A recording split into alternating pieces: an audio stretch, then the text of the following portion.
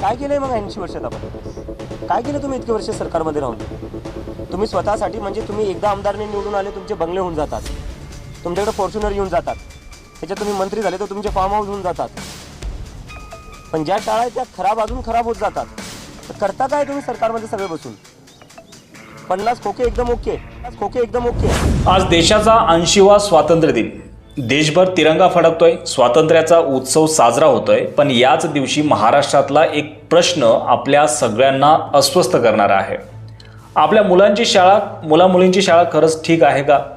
याच प्रश्नावरून CJP अर्थात कॉक्रोच जनता पार्टीकडून आज स्कूल ठीक करो या मोहिमेची देशभर सुरुवात करण्यात आली आहे.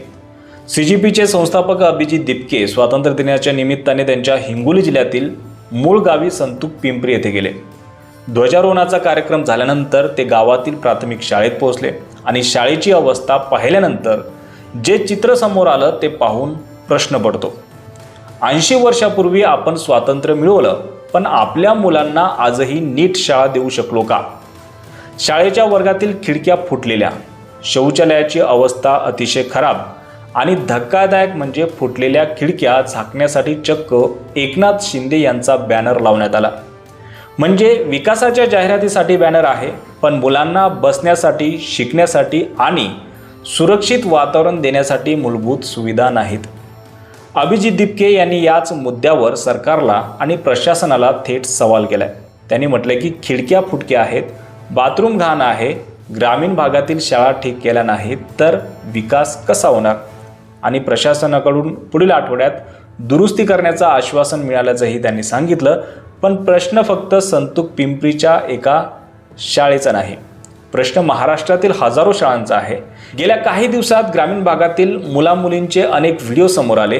कुठे शाळेत जाण्यासाठी रस्ताच नाही, कुठे शाळेची इमारत खराब, कुठे पिण्याचं पाणी नाही, कुठे बेंच नाहीत, कुठे स्वच्छतागृहाची अवस्था बिकट. आणि आज आपण AIच्या युगात जगतोय. जगातील मुलं आधुनिक तंत्रज्ञानातून शिक्षण घेत आहेत आणि आपल्या काही मुलींना अजूनही मूलभूत शैक्षणिक सुविधा मिळण्यासाठी संघर्ष करावा लागतोय. यापेक्षा मोठा विरोधाभास कोणता?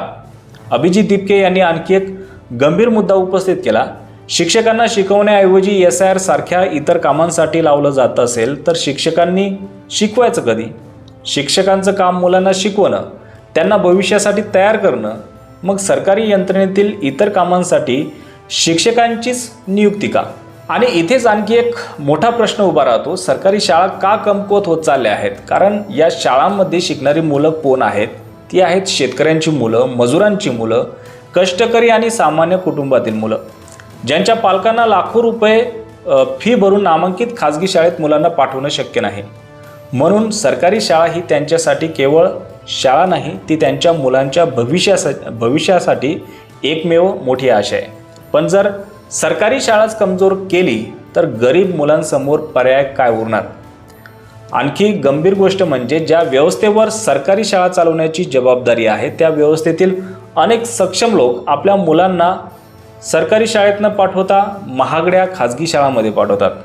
मग एक साधा प्रश्न आहे, तुमच्या मुलासाठी चांगली शाळा हवी असेल तर शेतकऱ्यांच्या किंवा गोरगरिबांच्या मुलांसाठी तितकीच चांगली शाळा नको का? शिक्षणामध्ये गरीब श्रीमंत असा फरक असू शकतो का?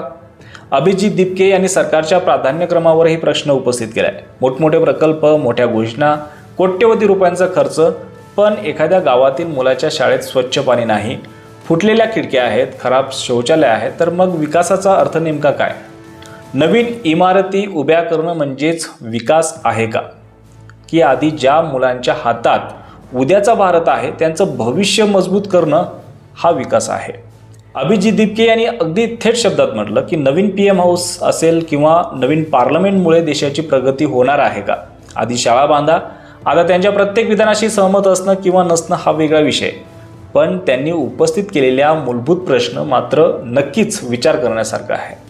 कारण संसद मजबूत असणं आवश्यक आहे, देशात मोठे प्रकल्प होणं आवश्यक आहे, विकास कामं होणं आवश्यक आहे, पण त्याचवेळी देशाचा पाया असलेलं शिक्षण मजबूत करणं त्याहून अधिक आवश्यक आहे.